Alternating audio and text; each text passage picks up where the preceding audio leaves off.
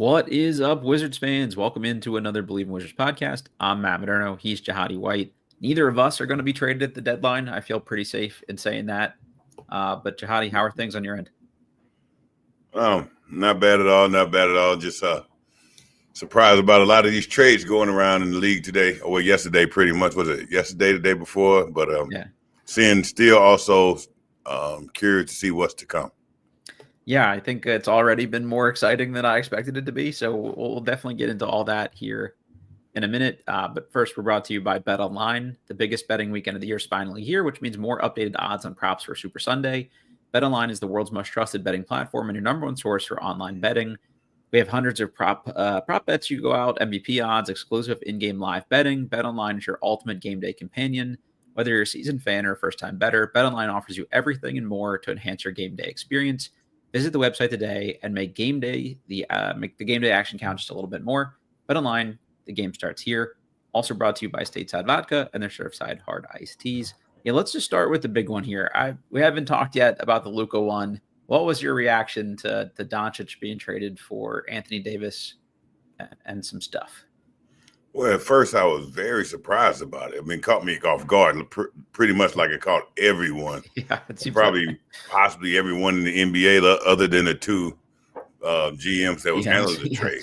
Yeah. But what it made me think of is like, what's all the background? Like, what's the unknown, the known unknown? You know. When you think about the Lakers, you already say, okay, so LeBron didn't know about the trade. So that's really because that was the first big red flag that LeBron didn't know. That's the craziest part of the whole thing to me, to be honest. It's like that guy does everything. Right. It's the craziest part. But then you're looking at, okay, what's the benefit for the Lakers? And Lakers are Showtime. So automatically you think, well, the Lakers need another big name. They have to have another star. Yeah. So we're losing LeBron. It makes me first say, okay, how much time does LeBron really have left? Right. Or the Lakers saying, okay, we're done. We're kind of done with the LeBron era, maybe. So now they already have another big star they can bring in. Yeah. From the Mavs' point of view, it's even more complicated. They freeing up some cap space, before they had to pay him the big deal.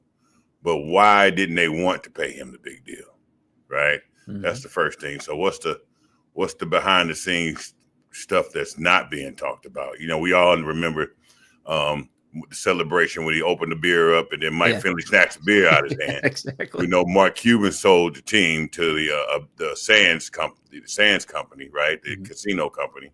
So we knew that they were trying to build a casino in Dallas, and they were trying to get Texas for the gaming rights, and Texas has been kind of struggling giving them the gaming rights. Mm-hmm. So was this a hit at the state of Texas? Like, hey, because they were, I will take this team to Vegas. Could be. Right? So is this a threat? Was this trade used as a threat, saying I would take your biggest star out of here, and we'll be out of here with the biggest star just like that? Like, we're running this show. Mm-hmm. So it's so many things. So it's so many like that seems like cutting your nose off to spite your face, though. Like, we're gonna trade away a top 3 player just to show you guys that we mean business. Like, I don't know. Well, I think it could have been a 2-for-1. I think they were over him too. I think they saw some things in Luka that if they paid him his money, if they paid him that top dollar, they wouldn't be able to control him anymore. Yeah. So it was like, okay, his health, his injuries, the hookah, he like smoking hookah, like drinking beer a lot. I just think they probably didn't want to invest in the health situation, even though the player he is such an amazing player.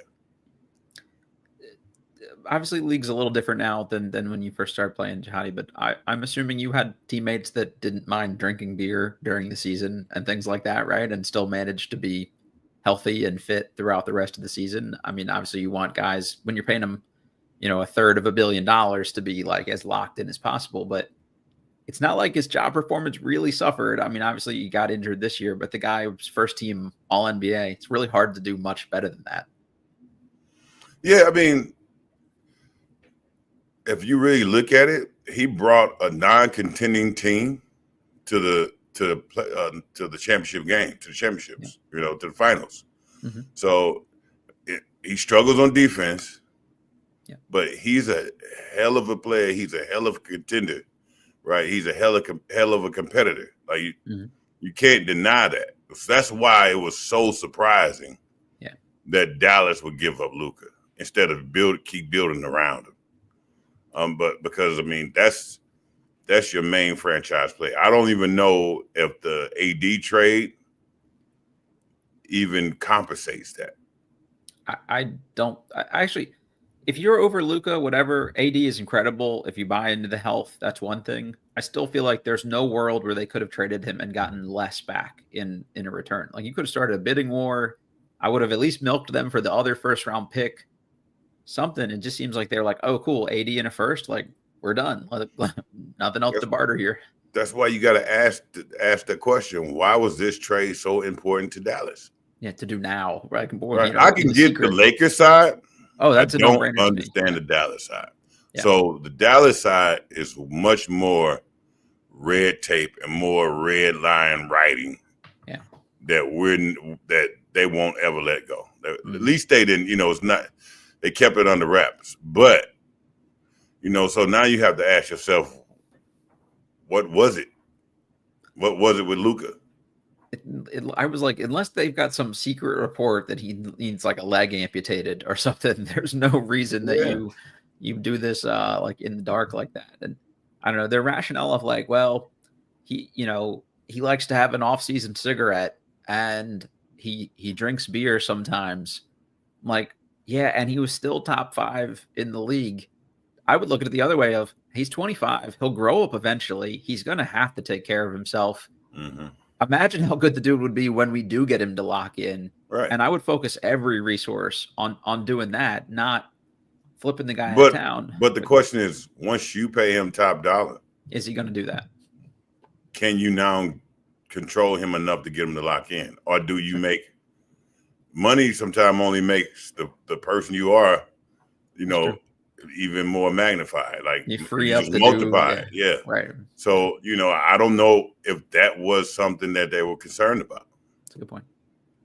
I tweeted this kind of half jokingly the other day, but like, Jokic likes to drink and smoke in the off season too. Yeah. And it worked out pretty well for him too. So maybe there's some secret sauce there in it's those Europeans, man. That's right. You got to have a good life balance, with your hobbies and stuff offside of basketball too. I don't know. It'll be interesting. It makes the trade deadline a more exciting one for the rest of the league here. And I've seen a lot of people tweet out like, hey, some of these guys that weren't as locked in on the Wizards look a little locked in now. And I don't know if Luka can get traded. Anybody in the league should be on notice that you could get traded at any point in time. Like no one is untradeable at this point. Yeah, that was a big tornado siren right there to the entire league. Hey, look, everybody's expendable, no matter what. It's almost to me, it was a big sign saying, "Hey, the owners, we're back in control. We did it your way. We did it the league way. Now we're going to do it our way. We're not sitting here consulting with players anymore, right? Like we will move you unknowingly, like they used to do back in the day." Yeah, even if there had been, like, he just didn't seem like I'm going to throw a fit until you trade me kind of guy. Like, then I could have gotten it. Like, we got to take what we can get and we'll sell high on him. But yeah, just still surprising. Almost as surprising as the Wizards coming into today's podcast on a 2-game win streak. That has not happened since October, late October, but still October. So we'll take it. This week, in the last 2 games, they beat the Thunderwolves. That's a new team I just made up. The Timberwolves, 105-103. They snapped a 16-game losing streak in the process, which would have they'd lost one more game. They would have tied a franchise record or set a franchise record. Excuse me. They shot 46% from the field, 46% from 3, which is awesome because they had not been shooting well overall. And then last night they beat Charlotte. Kind of a hampered Charlotte team without their best dudes, but they still won 124-114. Kuzma led the way in the win over the Timberwolves with 31. He had 22 again last night, kind of set the tone early.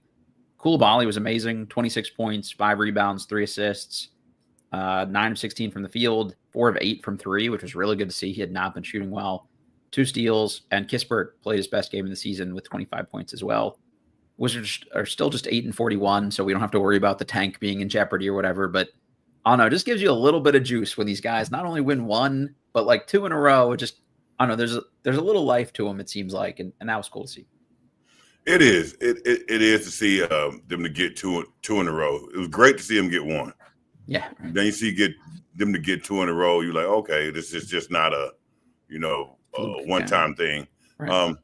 But what's really good to see, and I think it's don't know why that's the case, but it's good to see Kuzma looking like kind of his old self and being back playing with more vigor, and them going, like you said, going with a senior, more of a veteran starting lineup. Yeah. They just play a different type of basketball when you have Valanciunas in there. It's just because you can run so much through him. Yeah. Offense is so much more crisp. Yeah, so much more crisp, and it's a much more, now you get to play more physical. He can clear it out. So when you playing more vets and you have a Kuzma who's playing the way he's playing, and you have a Valanciunas where you can play a completely different style of offense, it does bring on a different level of competitiveness, especially on the offensive end. Yeah, for sure. Yeah, I mean, I'll take it. I mean, it might be long for seeing those guys. That may be the worst or the last game they play in a Wizards uniform here. We'll see the trade interest for Kyle Kuzma is picking up. I know it's close to the deadline, so that's probably what it is. But if you're a team willing to invest in a Kyle Kuzma at the deadline, you're probably still relieved to see it coming on the back of 2, 20-plus point games, maybe his 2 best games of the season, arguably. So, like, it's got to just, like, I'd rather trade for a guy right now after he scored 50 points in 2 games than the guy that went, like, 3 for 20 or whatever the case may be, like we saw a couple times early in the year. So the time is good. Who knows that, why Kuzma playing this way lately? Obviously you knew he kind of stopped playing to his maximum ability. Yeah. But who knows why he's playing this way lately? Maybe, all I can put an added to is just, hey, I got to let them know what my value is. If I'm going to get traded, it seems like it's definitely a guarantee. I want to let the other team know what they're getting. Yep. Or let me put my mind frame in the right space right now. So when I go there, I'm not trying to flip a switch. I already have my switch already kind of flipped. So now they're getting a more intense play as soon as I come in. You can hit the ground running at that point. Yeah. You don't have to work into it. Yeah, that makes a lot of sense. I also kind of wondered if the front office went to him and was like, look, you won out. We're trying to move you. Teams are a little like gun shy here because haven't had the greatest season. Like we need locked in Kuzma here. Like we need you at 100% for the next couple of days, and then we'll do our best to send somewhere you'd actually want to go. Well, I'm not sure if the front office said that to Kuzma, but I'm sure they said that to his agent.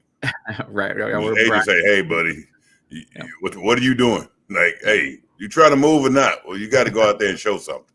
Right. That makes sense. Yeah, that's probably a better point. Going to the agent is the the one greasing the skids there behind the scenes too. And I do think, what we heard last trade deadline with him, the whole Mavericks deal, like I still don't fully buy the like, oh yeah, he didn't want to get traded, so we didn't trade him. I feel like that was a little bit of like let's get some goodwill by messaging it that way kind of thing. Like I think if they'd had the right deal on the table, they probably would have done that. But the fact that it was like, hey, we didn't move him. It wasn't enough for us. Like, we might as well like get some goodwill back here along the way and say we take care of our players. But the fact that the biggest rumored trade destination for him right now is Milwaukee, at least says that they are kind of focused on sending him to a good position, which again, you've talked about before, that does help them down the road with other players. Is like, hey, this front office will do its best to take care of you. They did it with Gafford. So, I think that's another nice thing to. Yeah. It's good to know that they're not leaving on a bad note. First, secondly, they're not trying to put him somewhere in purgatory. Yeah. And he can get traded to a contender, and maybe a contender that could actually really utilize him as a player and the type of player he is. So now it's more about what do we get for that if that trade comes about. Yeah, that's going to be really the question is what the market is for him at this point on his career. We heard last year they turned down at least a good first round pick and maybe some other stuff because they wanted 2 first round picks. We'll see, what they ultimately end up pulling the trigger for. But we've alluded to it. Jake Fisher has reported that the Milwaukee Bucks have been showing interest, especially after he had that multiple 30-point games here in the last 6 or 7. And then said there's been little fresh chatter on Milwaukee's pursuit of Jimmy Butler in recent days. Sources with knowledge of the situation have relayed that the Bucks have more recently had conversations about pursuing Washington's Kyle Kuzma. And then our own Troy Halliburton here in town said that Jake Fisher had it first. But yeah, Kuzma could be on the move to the Bucks as a part of a bigger trade. Whether the bigger trade is a deal with a Jimmy Butler or one of these other guys, a 3-team kind of deal, or it's just taking back some bad salary in Chris Middleton and freeing up their books. Who knows? And then Josh Robbins and David Aldridge of The Athletic both said Milwaukee and Washington have discussed a Chris Middleton for Kyle Kuzma trade. The two league sources have said that the Wizards and Bucks have explored a potential deal in which Milwaukee would send Chris Middleton and draft capital to Washington. So you're basically taking on bad salary here for a team that just wants to clear its books and, obviously have a more it's Chris Middleton's obviously a good player. He just can't stay healthy at this point and isn't healthy. So gets them a healthier player that can play, a role in them making a run right now. And they're not really using that draft capital. The question is, what picks do you get back? Because Milwaukee's really good most years. And as long as Jonas is there, how good are their first round picks actually going to be? So if all you get out of Kuzma is bad salary and the 28th pick in the draft, I feel like that's kind of a miss from this front office on not pulling the deal last year. Maybe you waited a little too long again if that's all you get out of this. Yeah, well, I guess you can look at it that way, Matt. But the thing is, what deal was it last year? Was there largely really Well, they reported it was largely what they ended up trading for PJ Washington, which was a first and some salary filler and maybe a good young player kind of deal. So it may not have been that much different, to be honest with you. Yeah. So last year, I would have did the same move. I would have waited just because I felt like there was more value on the table. Yeah, I'm with you. Do we still end up in the same place? Yes. Did you know you were in the same place? No. But at that moment, I coming in with a new regime, new front office. Yeah, I would look at my top player and say, how much value does he have for trade value? Yep. And once I come up with that number, that's definitely what I'm looking to trade for, something close to it. So far, either that time or this time, we haven't reached it. Yeah. But at this moment, I don't think you hold on. Yeah, if it's 2 deadlines in a row and you get the same offer proposed back to you, essentially, that's probably what the market is, and it may not improve. Holding out for that extra second round pick, 3 strikes you out. 2031, it's not worth it. Yeah, I wouldn't try to go 3 strikes. Yeah, right, exactly. That's where you start to get into trouble here, and I think that's more what I would be worried about. Take the best deal you can get this year, and just kind of say leverage be damned. You don't have to trade him, but I think if everybody agrees it's time to trade him, and if that's the deal, that's the deal, and you just kind of live with it. Because look at the opposite side of this. If you don't trade him, first of all, you're gonna be stuck with him for a while. Right. Yeah. Sure. Right. You're stuck with him for a while. You don't know if he will continue. If he would be disgruntled, with the organization now that he knows that how they feel about him, how he feels about them, or, will he truly try to play for another big contract. And I mean, that would be his only motivation, right? Yeah. And sometimes that doesn't always translate over to winning. Mm-hmm. Yeah, or your objectives of growing your young guys organically and stuff like that too.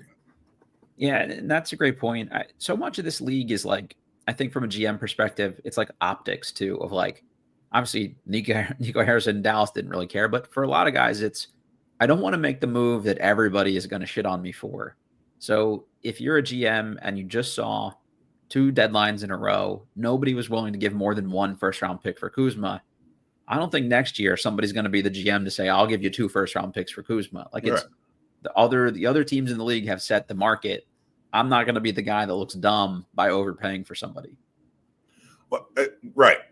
And it's a lose-lose right now, right? Yeah. I think if Kuzma did play the way he's playing now, his value would go up all year for sure. So did it kind of the way he's been playing? Did it hurt us? Mm-hmm. Yes, absolutely. But who did it hurt more? Yeah, I agree. Did it hurt the team more, or does it hurt Kuzma more? And at the end of the day, if he does end up going to Milwaukee, then you know what, he won. Yeah, works out. That's fine. Yeah. But what's the alternative? Like if he stays? Yeah, it just now it's not good for anybody. Yeah, it's not good for anybody either, unless he switch, changes up and say, okay, he brings on a different attitude and a different momentum and motivation toward the team. Yeah.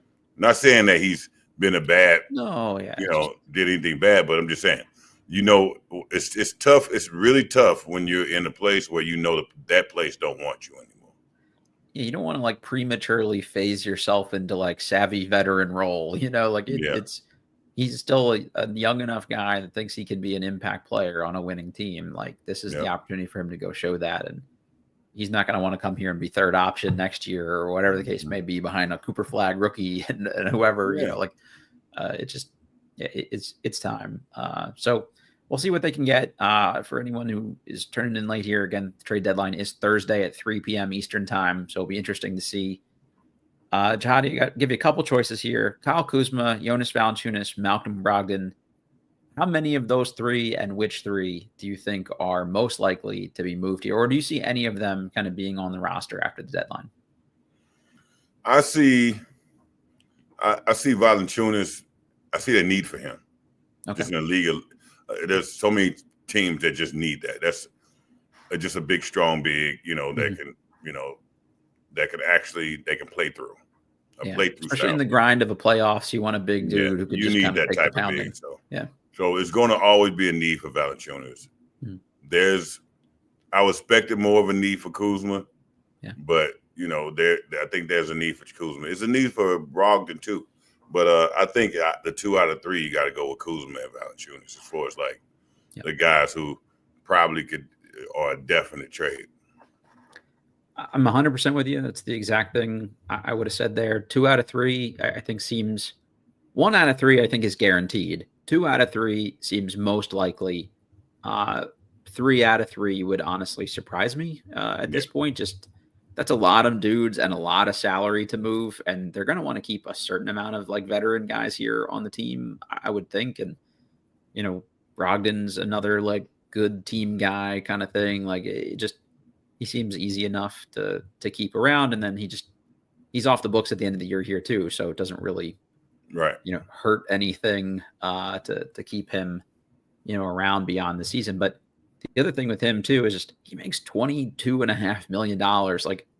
That's a lot of money to move for a team, and if you do have to take Chris Middleton's salary back, it just doesn't give you a lot of stuff to free up to also take back bad money in a Brogdon trade here too, when you're only going to get minimal assets. So I think it's more likely that they either ride out the rest of the year with him, or maybe you see a buyout, which doesn't seem as likely to me.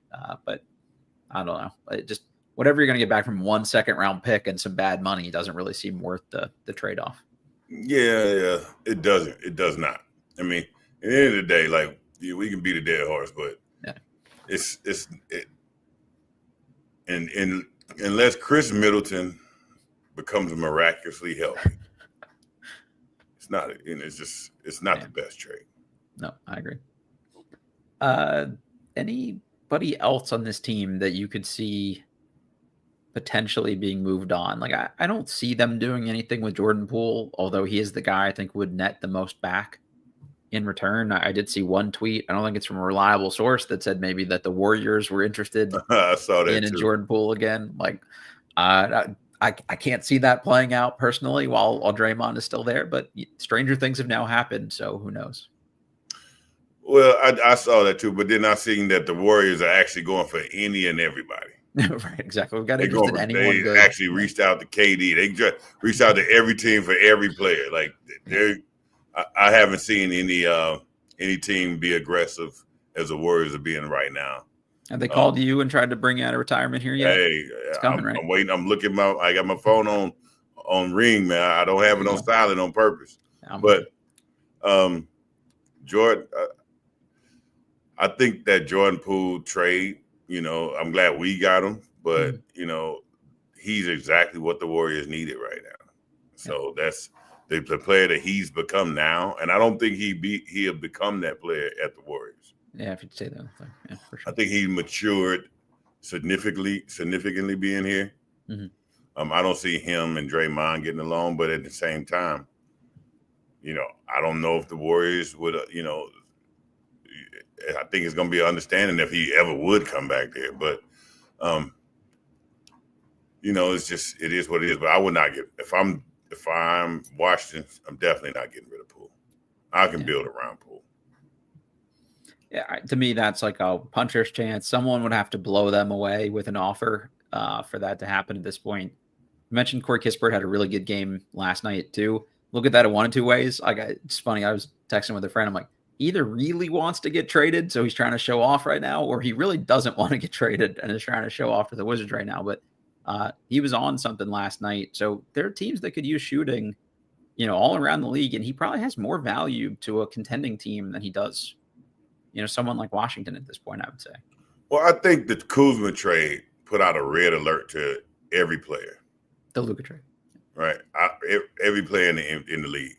So I feel like that was a motivation and a battery in every player's back to let me get back to get it back on my game. Like let me get. Sometimes you can just get comfortable and get unfocused, and I think that took away that comfortability for every player. And now it's like some players are comfortable just because they're not in the best situation. Don't mean they don't want to leave the situation they're in. They have families, their kids are in school, all type of things. So let me get back to basketball. And I think that was a trigger warning to everybody. You better get back to basketball. And I think that's what we saw with some of the Wizards players. Yeah, it makes sense. Only other name that maybe goes out in the deal is somebody like Rashawn Holmes from a salary matching perspective. He's probably not going to be back here next year in all likelihood. He's been playing okay, so he'd be a serviceable big for somebody, in the $10 million a year range or whatever he makes, low double digits. So could see him maybe being a piece as a throw-in, but again, even I think that's pretty unlikely here too. Some of the two-way guys, a Jared Butler, a Justin Champagnie, would actually probably have some value for a contending team, but there's no salary associated with them. They're really hard to trade for, and our team's really going to give you assets back for guys on two-way contracts. Like probably not. So I think they're probably both pretty unlikely to be moved unless they were some sweetener, in a deal. Yeah. I think when you get to guys like that, especially two-way guys, guys who, on the lower end of one or two deals, it's tough to negotiate for them. So sometimes you're just gonna have to let those contracts ride out. Yeah, I agree. You're on a team right now. It's not a great team. There's probably some movement gonna happen with your team at the deadline. What's the locker room like for this team? This week. Obviously, they just won 2 games, so they're a little happier than they probably were the other week. But they've got to know the locker room's going to look really different on Friday. What do you think the vibes are like for them right now? just like every locker room is in trade deadline. Is that Guys are tense or nervous, like man. yeah. Guys get tense. Mhm. You still enjoy life, but it's different when that trade deadline come around, especially when you hear all the rumblings and you're looking at the paper and you know what's going on in the sports media, and your name is constantly popping up. It's a tough time until you're counting. You're either counting the days, talking to your agent, like, get me out and what's up, what's hot, what's on the presses, what's good for me, or you're trying to just play hard and stay quiet until that date passes, that last date of the deadline passes, and you're like, woo, okay, now I can relax. Breathe a little. Yeah, I can breathe a little. But until then, it's nothing. It's no animosity to each other, or we still got to go out and play. We still got, but individually, you're feeling that pressure. Are you throwing some extra clothes in a suitcase right now, just in case No, you get stuck on the deadline? I mean, no one does that. Okay. Yeah, no one does that. Is the GM kind of like absent? Like you don't see him walk in the halls too much a day or two before the deadline. Like, is it? I don't know. Like, is he present? I guess around the organization before a deadline. I think he is, but if you do see him, he's more dealing with more of the coaches, or you see a lot of action around that deadline, but it's nothing really regarding player GM like relationships or conversations or dialogue. I got you. They're more quiet with that. It's everything is now through the agent. But it's more of you. If you see him, usually the coach's office is right there near the locker room. It's right in the locker room somewhere usually. Yep. So you kind of see him going by. Yeah, I always wondered about that. Like, if we haven't seen him in 2 or 3 days, it might be a bad sign that something big's going down, or they got something cooking. All right. Any other thoughts on the deadline stuff here before we kind of shift gears a little bit here? No. So the other thing I want to talk about is just 3-point shooting for a second. And this is just maybe the old man in me a little bit here, but the Wizards had a stretch where they were shooting below 27% from three over like a 7 or 8 game sample size here. And like from an aesthetic standpoint, you're hearing a lot about the quality of the NBA product, and fans don't love just every possession down. It's the who can take the quickest three. And like, I don't mind it, right? Like every good three you can get, I'm cool with it, but I'd like to see it come from guys that I know can hit threes in the first place and have a sample size and a track record to do that. It's just when you see a team that isn't shooting well continue to take three after three after three, like it becomes a tough watch. Like if Corey Kispert goes 0 for 10 in a game, I can live with a guy that's a close to 40% 3-point shooter, shooting his way out of it. But when a guy's a 30% 3-point shooter and he gets 7-8 attempts in a game after like an 8-week cold streak, there's just got to be a way like to change that product up. I think like there's all speculation, like I said, about what's driving down ratings and stuff like that. To me, it's that. Like I prefer a college basketball game because even though they're lesser players, there is stylistic differences. It isn't just race down and shoot threes. So I enjoy the value of playing out of the post a little bit. You and I've talked about that. Like watching FIBA is great, where guys like go inside out. And I don't know, if you're in the NBA, how do you change that? Do you need to change that? Like, do you see that changing? I guess maybe even. Well, I think what hurt the NBA is Moneyball. Just when you started entering a lot of analytics into the game. Yeah, driven solely by that, right? Right. So when the games was solely driven by analytics, the machine churned out 3-pointers. More 3-pointers are better than 2-pointers, right? Even if you make 30% of 3-pointers, you still have a chance to win the game. But what happened was one team did it, and then every team started doing it, especially if you win with it. So Golden State started. They had the personnel to do it though, too. Golden State won with it. So and it's a copycat league. So once Golden State won with it, Mhm. everybody said, okay, let's take what Golden State does, right? Sure.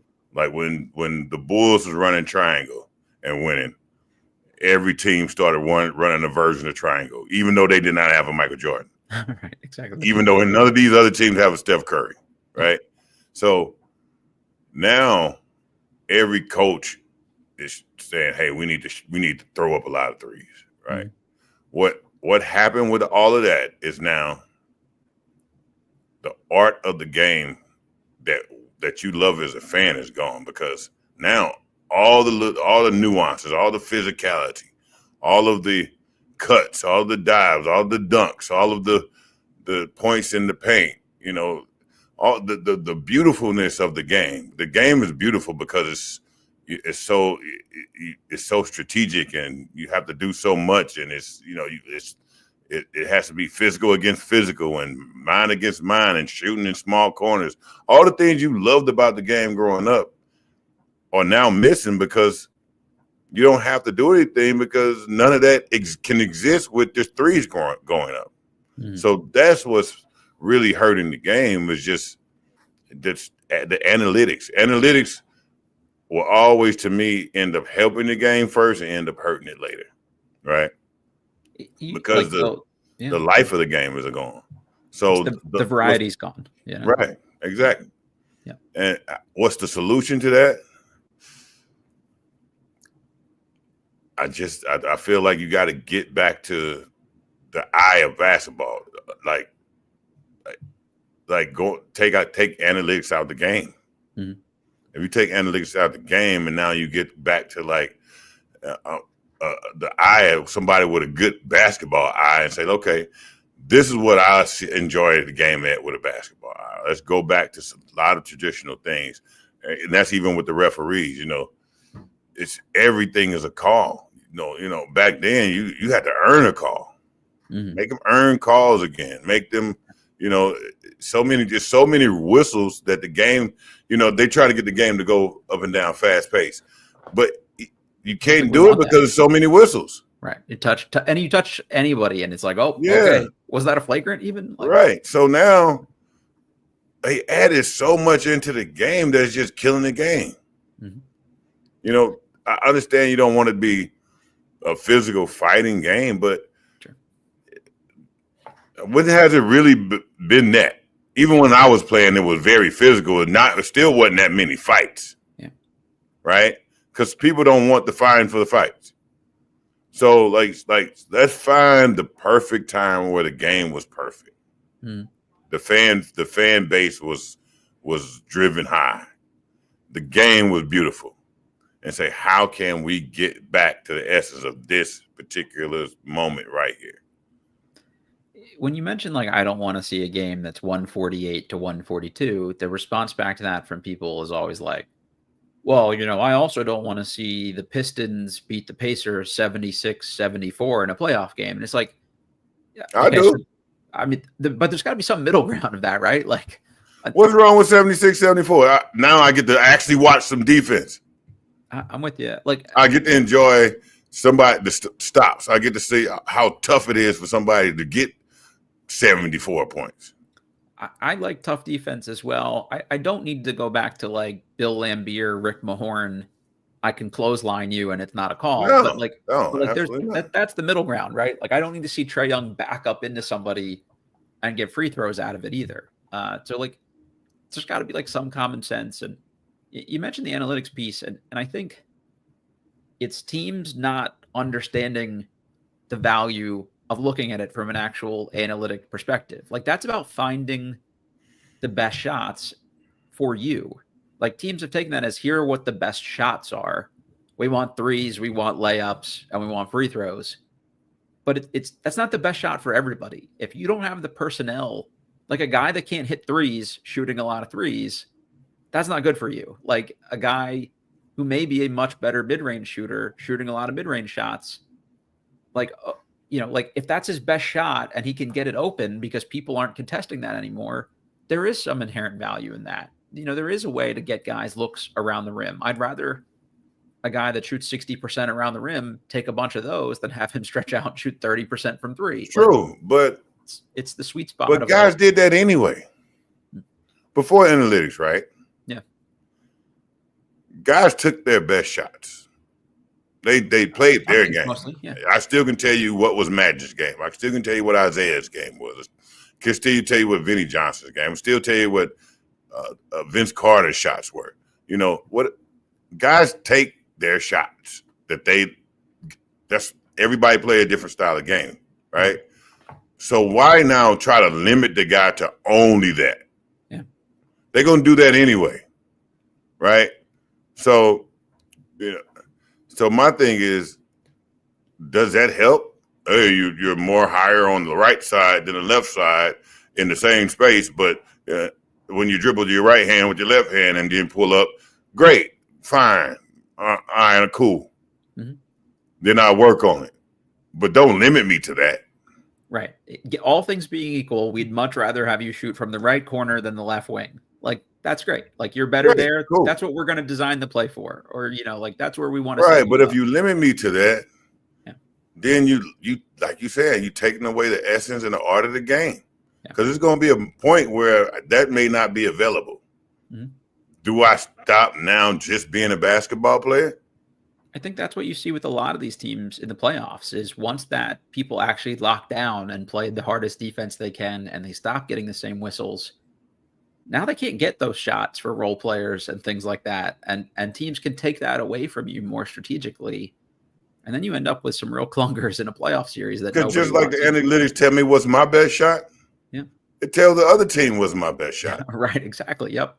So now when they scout that and take it away, I don't have it. The analytics tell me not to shoot anything else. Pass it back out. Nah, I'm going to hoop. And that's what the problem is. We got to get back to just playing ball, the essence of hoop and the essence of competition. The analytics has controlled the game sometimes so much that it's turned basketball into something that it's not. Mm-hmm. I'm all for smart, informed decision making, as much as possible. But sometimes, especially with the better players, you got to let them break the game and just do their thing. And even with lesser players, like these guys all got to this level because they can hoop, and reverting a guy down to like you can only shoot from the corners. I think that. Imagine if you did that to the best players. Yeah, they'd have a mental breakdown and tell you. Imagine if you brought Michael Jordan in and say the analytics say what type of player he would end up being. Your 15-foot turnaround fadeaway is not as preferred as you taking a corner three-pointer. Right. And imagine if he followed that guideline of what the analytics say. Imagine who would he be? Yeah. That's what it can hurt the game. Now, is it needed? But like they said, like a lot of guys that's used to work player development back in the day. Mm-hmm. They were like, well, player development is not really a space anymore for guys who used to play in the league. Why? Because now they got guys from Microsoft and Google doing it. It should be a good way to identify the stuff you do need to work on and prioritize and fill out your skill set. And there's a ton of value. It's doing it the right way and not conforming yourself to or limiting yourself to only these couple of things like you're saying there. I'm totally with it. Yeah. All right, partner, I got to jump here to another meeting. Thanks for doing this. It was good to check in before the deadline because we may see a very different team here in a couple of days. So, folks, let us know what you think after the deadline, and we'll hit any comments or questions about the moves they make afterwards. So, Jahadi, we'll see how it goes, man. All right, we'll see what's up. All right, everybody, you know the drill. Hit like for us on YouTube if you're watching, rate, review, subscribe, all that good stuff. We'll catch you next time, and we were presented by betonline.ag.